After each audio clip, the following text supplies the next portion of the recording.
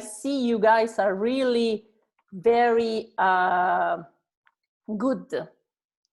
So beautiful. I go. Can I go? Go. Okay.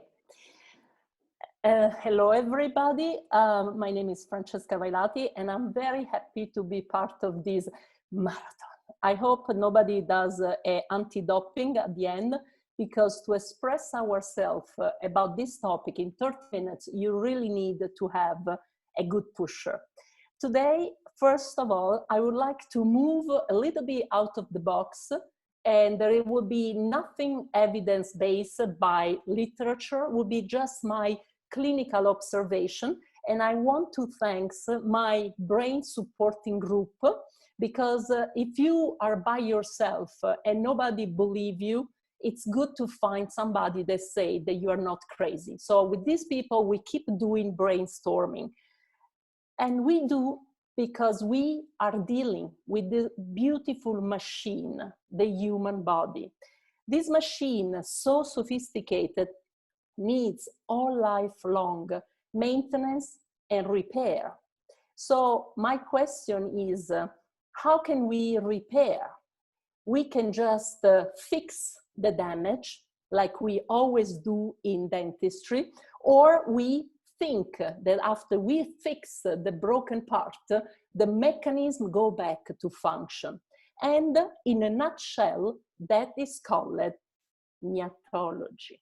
So gnatology is what we do when we treat the mouth, and we not only repair the problem, we are sure that the function is back to the good one.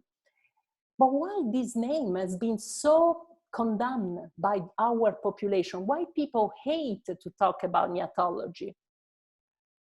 Because it's hard. So hard. It's easy to reconstruct, not easy to really rehabilitate somebody. And sometimes we just don't want to see, and we let the patient to find a way to accommodate to the repair part. So because it's hard, this is the first law of gnatology. There are 6 laws that I just invented. This is the first one. If it's difficult, let's not complicate it. We need to keep it simple. It's been 1 century from the first time the Gnatology Society was created, and now from their great contribution, we need to go on vacation. And I take you on my desert island, where I want to do gnatology in the benefit of my patient treatment with the very little equipment. I ask you to have 2 cotton and 1 chewing gum. Because the rest that you need is a brain, 2 eyes, 10 fingers, and to hear, to listen to your patient. Like this fantastic African nurse that doesn't need an MRI or a cone beam to diagnosis. She could be wrong, but she would be good for 80%, fast and efficient. And that's what I would like to teach you, or not really to teach you, but to show you in this such a short conversation. So gnatology and dental community don't go too much along. And the dental community consider the importance of gnatology only facing this type of problem, the survival of the restoration in a specific population that are called crazy people, or with the euphemism, Braxer.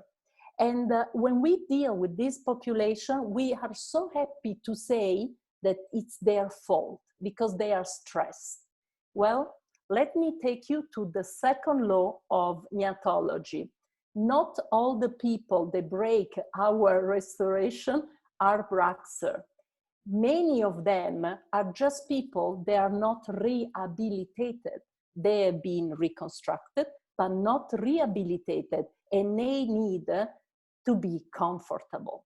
And that takes me to the third law of gnatology.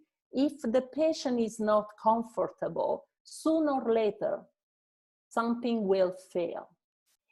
and it will fail at the level of the weak link.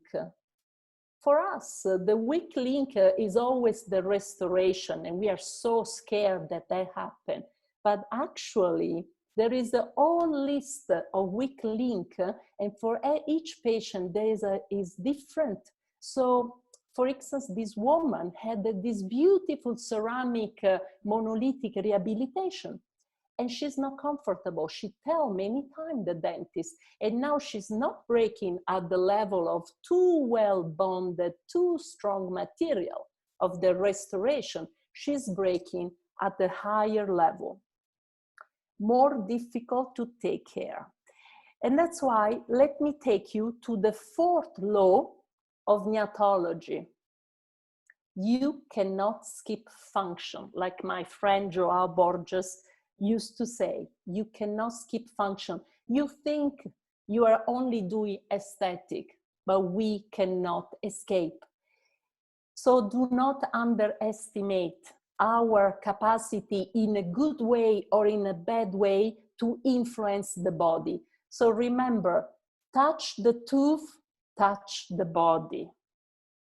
Touch the tooth, touch the body. Only if we do bleaching, we can be out of this rule. And so what happened? How can we be so lucky? Yes, because we have dealing with the repair bodies. And not everybody is capable to compensate. What I mean is that if you think about it, your patient, all of them are in this yellow zone. Some of them closer to the green, health, and some of them closer to the red. And we do something in their mouth can be a last drop. And these people, they were already, for other reasons in their life, going towards the problem, the red zone. They just are decompensated. Like this woman. The dentist just did one single tooth, and now the dentist is extremely frustrated, and the patient is a crazy woman. But actually, she was just not capable to take it any longer. So when we deal with patients, especially if we have the suspicious that they are closer to the red zone, and I will explain some sign to identify this fragile patient, I say, let's do the fifth law of gnatology. In this field, we need to do Terranostic. It means that we need to reconstruct, and after to see if that reconstruction is integrated. And if it's not, we need to modify that reconstruction. So it's a try-in, with the idea that additive dentistry that was invented to avoid healthy tooth structure removal in case of erosion could be the best tools, because we increase the vertical dimension and we create this layer of new tooth dental material where we can have the luxury to do mistake, because something goes wrong, we can always go back. And this brings us to the sixth and last law of rehabilitation, of gnatology. Never tell the patient, go home and you will adapt. Tell the patient, go home, come back, and we will keep working. So that means listen to the patient comfort. The patient is our best partner. The feedback of the patient is fundamental to understand if we are on the right track. And that means no anesthesia. There is no way that we can work with this patient with the patient anesthetized. Can you hear me correctly? Yeah, perfectly. So the goal here is to do a try-in, additive, in composite, and see the feedback of the patient. But I realize that there is even more. And the thing is about what I just mentioned, changing the mandible position. When I start all this additive, I didn't understand the power that I have in my hands, because I can use teeth to reposition this mandible. And so I can see if the mandible is in a static position, reposition, or in a dynamic position. And I know, touch the tooth, touch the body, how I place back this mandible will be an effect on the rest of the body. Because for me, the mandible is actually the 8th cervical vertebra. So a lot of responsibility. So let's start with the first stabilization. Are you aware that when we swallow for 2,000 times a day, in the good condition, the mandible should be stable, braced, teeth against teeth, a stable MIP, so we can swallow? Are you aware of that? Because of course, people, they don't have the posterior support. They cannot do that, and they will overload the TMJ that we as a dentist don't want to look at. But now let me tell you another problem. Actually, the overload of the TMJ can happen even in case that we will not suspect the unilateral overload of the TMJ. Imagine that for some reason, the patient on one side lose a little bit the contact, but the muscle will guide the mandible to a full brace. So that means that the whole mandible has to switch and close. So these people wouldn't even realize that they are starting to shift their mandible. And remember that attached to the end of the mandible, there is a condyle. And every time this condyle goes up and back, it's called for trouble. So that brings me to the topic of loss of vertical dimension. And with additive dentistry, we have the perfect way to try if this is the cause. That can be fast and furious repair.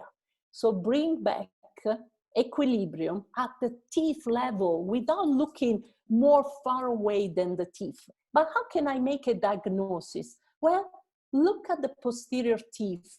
When you see contact point, they are so not correct, missing teeth, restoration, they are flat, you can expect that this bilateral stabilization of the mandible is a risk. But how can I test more? I have to ask the brain to forget the teeth, and I have to deprogram this brain and let the patient just park the car, you know, Javier, the famous car, in the garage, and see if there is one side that touch, the other side that doesn't touch, and after the patient cannot stay just in the air, must go in this MIP that is not comfortable for muscle and TMJ. So this patient has been the program, and now you could see that he wants to go more straight, but at the end, he's missing vertical dimension on the right, and he just shifts to get to full posterior support. So how would you deprogram the mandible? On the desert island, you need 2 cotton roll. You put this cotton and you ask the patient to walk, to move around. Do you have cotton roll in your office? And when you are finished, the patient come back to you and you start to ask them, bite, bite, bite, tap, tap, tap, tap, tap, fast, because they have just to guide this mandible by muscle. And once you remove, they will bang, hit eventually the tooth. They will create the deflection of the mandible. So this is my first neurological tool that is available on the desert island. But I don't only do this initial diagnosis, I will also re-articulate the mandible, and I will see that now there is a space. And immediately I start my Terranostic, and I provide the patient with this restoration, additive restoration, and I recenter the mandible, and I ask the patient, is he okay? And now I start my treatment, and I will finalize the treatment with the patient feedback. So could be also something that it could be fantastic for these people that have a loss of vertical dimension more on one side, to avoid that they are just wearing a bite, because once they remove the bite, they go back in this uncomfortable position. So let's transform this removable bite in 24 hours additive white bite, always with this approach, not invasive and Terranostic. So all these dysfunctional patients follow always the same. I want first to stabilize without anesthesia their mandible. It's a reconstruction done without removing the existing restoration, but recycling them. In the front, there is all this new way of doing dentistry that is based on monolithic CAD/CAM composite, and the patient is reconstructed. The mandible is repositioned. This is just my first proposition. Now is the patient that received this rehabilitation that was not painful, that was fast, and it was not expensive, because I did not ask to remove all the existing restoration, to give me the feedback. And now it's not only the stability that I'm looking at the second option, the movement. And the movement is not only opening and closing. I am a dentist. I want to see the movement that is related to my field of action. My field of action is mastication. So I want to see how these people chew. And what is better than a G-test? A G-test gives chewing gum to the patient. And you know what I realize? That many patients don't even chew on both sides.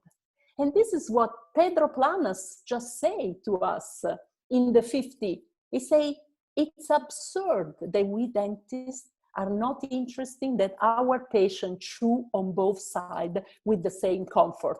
Because in the rest of the body, if somebody walks on one leg, leaning more than the other, we know that soon they will overload one side. And what about unilateral function in the mouth? Unilateral function overload the side where the patient chew. And what happened in that side? Happened a loss of vertical dimension. What does it mean? That to brace, the mandible has to move. And remember, mandible don't like this torsion, and the condyle will be a stress. So absolutely do the G-test to identify this unilateral chewer. But we can do even more with this chewing. We can even look at the father of physiology, Claude Bernard.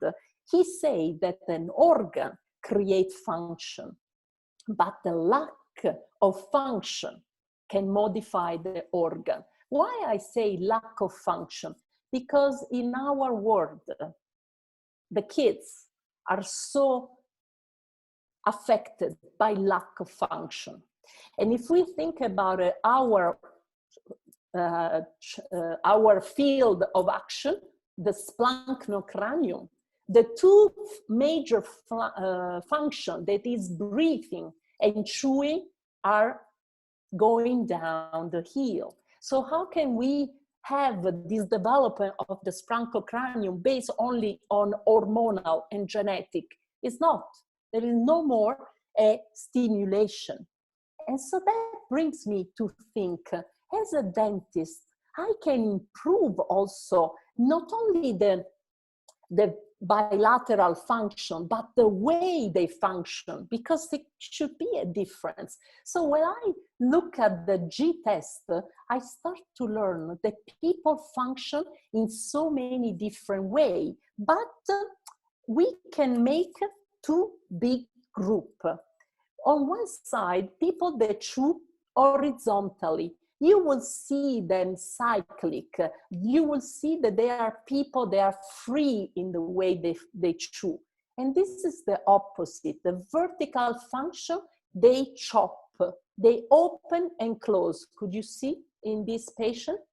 What is the consequences of that? Well, first of all, nobody has talked to me about horizontal and vertical function. People were talking to me about group function. And this is asking the patient to slide on one side, sliding on the other side. I want to see mastication, because this is what it looks like, a group function. And you see what happened to people. They are group function and they function. Eventually they will end up with freedom. And the freedom will be in the posterior garage that open up, but in the anterior garage that break. And that's why we don't like this group function, wide chewer, ruminant. But when we look at them from other point of view than the 6 incisal edge, these people feel great. These 80 years old just told me, I feel fine. I chew on both sides. Life is beautiful. But what about the other group? The other group is the canine guidance. We have got this idea, everybody canine guidance. These are people that have we guidance in their development. And more people will go in canine guidance. You know why?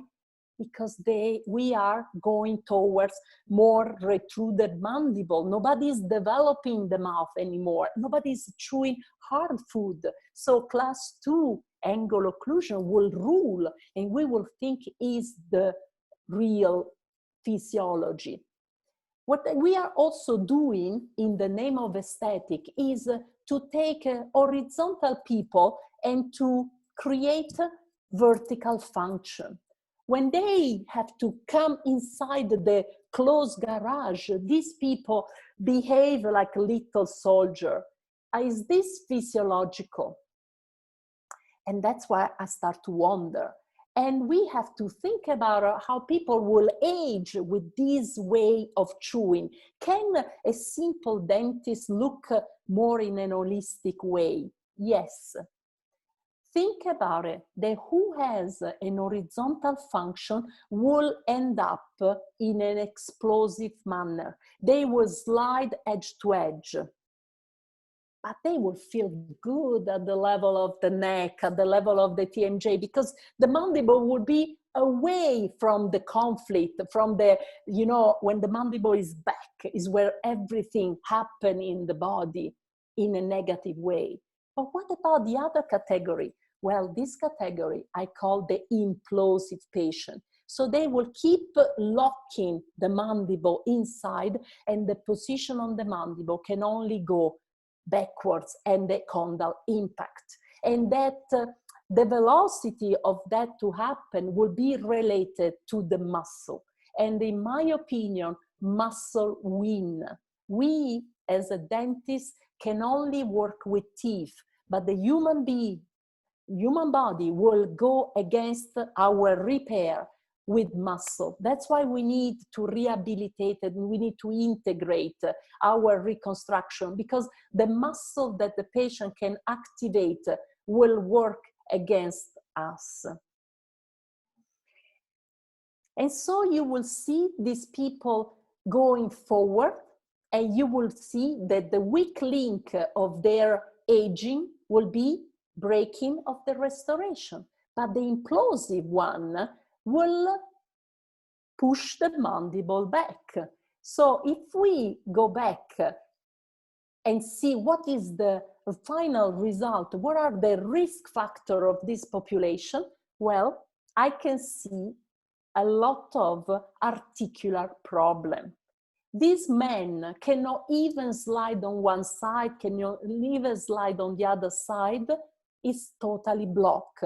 While people that have this wider range of mastication, I imagine they do a better motion to the condyle. And this is a physiotherapy all life long through chewing. So if you go back to the different weak link, Horizontal chewer, they will age, breaking the restoration. But the vertical chewer, they will age with the weak link. They will create me loss of attachment, muscle dysfunction, a TMJ disorder, something that I don't like. So I agree with Marcel Legal because he said that we should have more this cyclic manner of mastication. And this is confirmed by my talking to the patient. There are horizontal patients that as soon as somebody try to verticalize, because we have this idea that we have to make people protecting the anterior teeth instead of protecting the whole body, as soon as they are verticalized, they feel that they lose the comfort. And so they start to break somewhere else. So I agree. And my suggestion for you is if you test with a G-test that your patient wants freedom, is an horizontal, don't verticalize it because you will see that he will break. But not because it's a Braxer, because it's not comfortable, because it's not, the rehabilitation, it did not happen. The repair was not integrated in his muscle scheme. So what is the other option, the crazy option that we could do here? So I say, don't take the horizontal and make it vertical, but can we take a vertical and make horizontal? Much more difficult, much more difficult. So I don't suggest the people to do, because you need to pay the price that the restoration may be more at risk, because instead of just people that don't chew, they will start to really lean on the restoration, apply force that maybe are not well tolerated by poorly attached retentive restoration. So let's take this patient. I do human experimentation. This man, when he closes his mandible, does not have a good posterior support because he hit the front, and the only way to brace his mandible that he advance. Big problem. So when I see him, his static position is never in MIP. So every time he has to swallow, most probably he will put his tongue in between to do a pillow to brace the mandible through the jaw. But when he has to chew, this patient will have a very short contact because he's uncomfortable in this position. And looking at his periodontal status, this is a very young person. I felt that I wanted to give him the possibility to be less vertical, to stimulate. My queen, you have 3 minutes. Bye. Okay, vado. So I finished, stabilized the patient with this additive, and I got the compliment of the osteopath. So what do you do with this patient? Do ethology. Do the secret recipe, increase the vertical dimension, center the mandible, reactivate the correct chewing, and test drive with composite. And if you do all of this, you will see that your restoration will survive, because this is a 4-year follow-up of composite. We don't need stronger material, we need better rehabilitation. And with this additive ethology, I definitely sleep better, because I can do human experimentation and be always sure that I can bring the patient back where he started. With that, I want to thank all of you. With this, you see, those 3 minutes were perfect. You make me accelerate. And now, okay. So I finish. Good. My God, we have another champion. This is my queen. I love you so much. You know what? I'm in troubles. I